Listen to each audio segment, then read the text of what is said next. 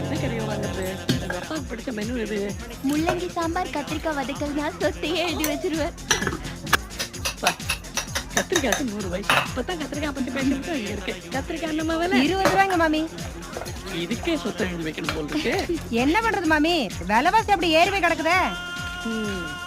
சரி முள்ளங்கி இருக்கேன். அதோ அந்த கடையில கேட்டு பாருங்க. சரி ஜானகி, உனக்கு வேண்டியதை இங்க வாங்கிக்கோ, நான் போய் முள்ளங்கி வாங்கிக்கிறேன். சரி.